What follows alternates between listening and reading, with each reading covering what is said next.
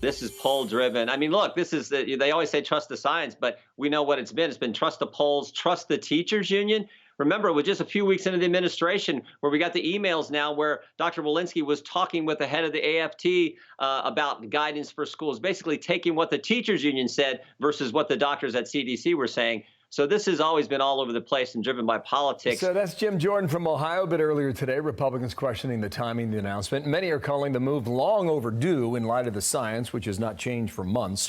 From the White House with me now, Andy Slavitt, Senior Advisor for the COVID-19 response. And sir, thank you for your time and good morning to you. Thanks for having me back, Bill. Did you wear a mask this morning to the White House? I did not. What changed?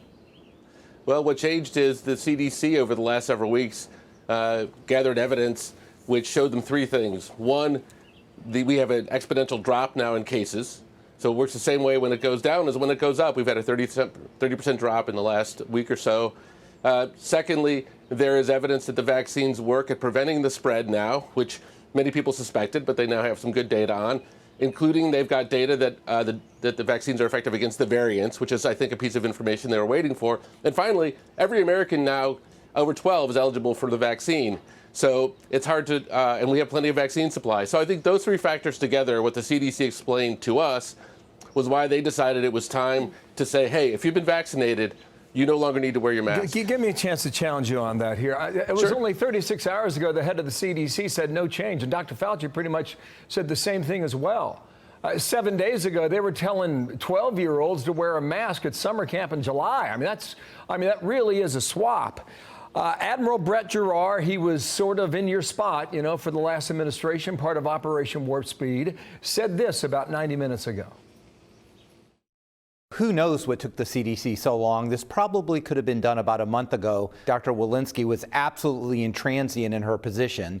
Yesterday morning, Dr. Fauci said, yeah, you still need to wear masks indoors and even outdoors if you're in a crowd, and by the afternoon it was all over. They probably got some political direction and they made the change.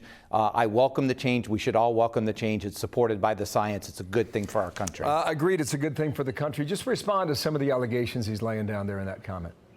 Well, look, the CDC guidance is going to be what it is until it changes. There's no in-between guidance. We didn't find out at the White House until 9 p.m. the night before that the CDC was going to make this change yesterday. You know, if they wanted to do this politically conveniently, wouldn't she have done this before the hearing so she didn't have to take the tough questions rather than after? Look, she's not running a popularity contest, and the CDC is always going to be criticized as being either too fast or too slow, usually at the same time, by the way. They're getting it from both sides today. They got it from both sides before they made this change.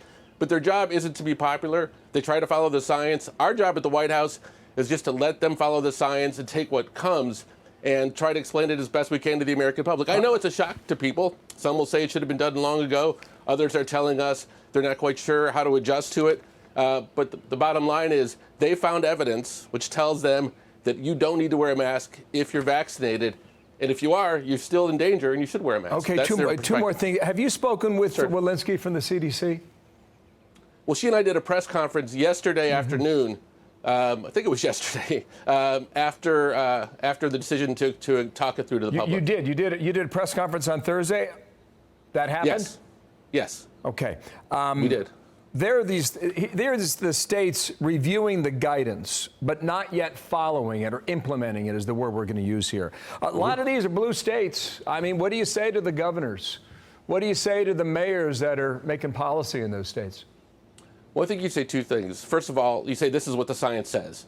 So if the science tells us that people who've been vaccinated plus 2 weeks are safe, you have to tell the public what the science says. Now, the second question is guidance. What does everybody do? What does every state do? What does every employer do? What do we as individuals do? Those decisions are up to us, and they're up to businesses, and they're up to states. The CDC is going to go through all of its guidance now, summer camps, businesses, travel, et cetera. And over the next period of time, I mean, they have thousands of pieces of guidance out. They will update all of their guidance. But they wanted to put the conclusion out there, recognizing that they're going to have to update the rest of their guidance. But they felt it was fair to the American public to say, hey, you know, if you've been vaccinated, you don't need to wear a mask. It's a remarkable turnaround in 47 days when you go from impending doom and the comments saying that you're scared to this. So let's hope it sticks. Let's don't go backwards. Let's hope so. Thank you for your time today.